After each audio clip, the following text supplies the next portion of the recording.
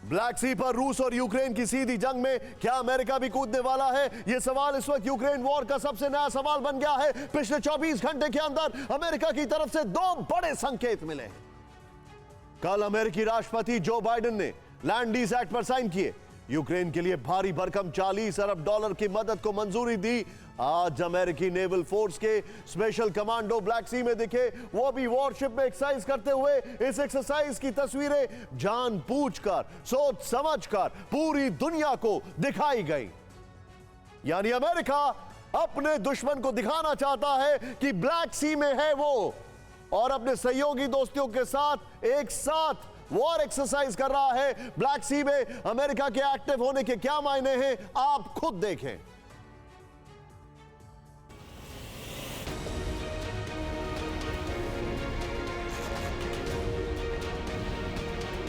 क्या ब्लैक सी में कुछ विध्वंसक होने वाला है?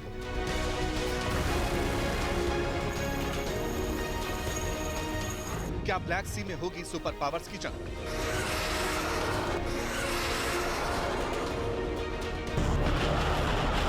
ब्लैक सी पर कंट्रोल के लिए होगा महायुद्ध।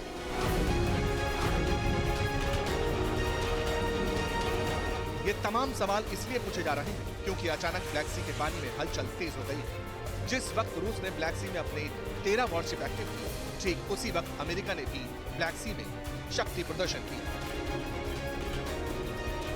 इस मैप को देखिए। यूक्रेन, रोमानिया, बुल्गारिया, तुर्की, जॉर्जिया और रूस के बीच के इस नीले इलाके के पानी में विनाशकारी युद्ध की लहरें उफान मार रही हैं। नक्शे में नीले रंग का हिस्सा ब्लैक सी, जिसके एक छोर पर 76 दिन से भीषण युद्ध चल रहा है। ब्लैक सी पर रूस की बड़ी पकड़ है, लेकिन पुतिन इसे अपनी मुट्ठी में जकड़ने का इरादा रखते हैं। यही बात ब्लैक सी में सबसे बड़े टकराव की वजह बन चुकी है।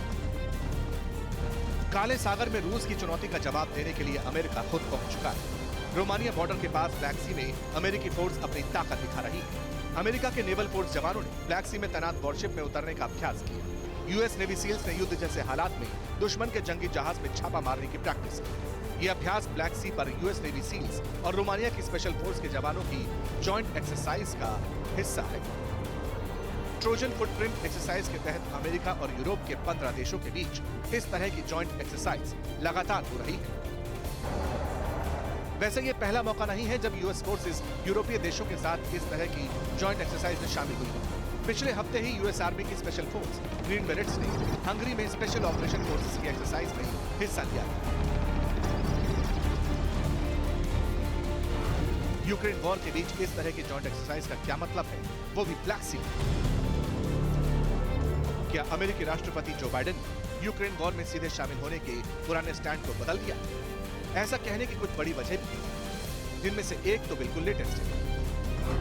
अमेरिकी राष्ट्रपति जो बाइडेन का लैंड लीज एक्ट पर दस्तखत करना यूक्रेन वॉर का टर्निंग पॉइंट बन सकता है। अमेरिका ने 81 साल बाद लैंड लीज एक्ट को एक्टिव किया है। लैंड लीज एक्ट पर बाइडेन के दस्तखत के बाद यूक्रेन को $40 अरब की मदद का रास्ता साफ हो चुका है। इस मदद का बड़ा हिस्सा यानी करीब $20 अरब हथियारों के तौर पर दिया जाएगा। बाइडेन का लैंड लीज एक्ट पर दस्तखत करना बड़ा डेवलपमेंट है, क्योंकि 24 फरवरी को यूक्रेन पर रूसी हमले के बाद से बाइडेन लगातार खुद को वॉर से अलग बताते रहे हैं, दिखाते रहे हैं।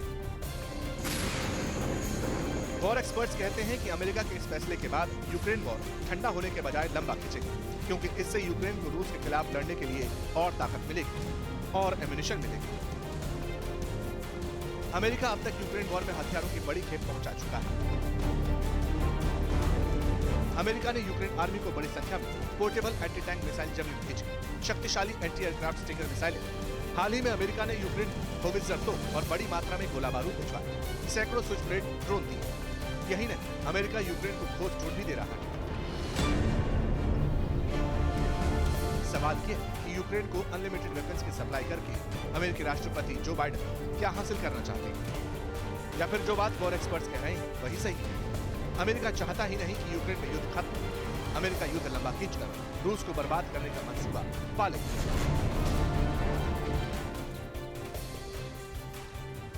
अड़ी सोमवार से शुक्रवार शाम 6 बजे सिर्फ TV9 भारतवर्ष पर।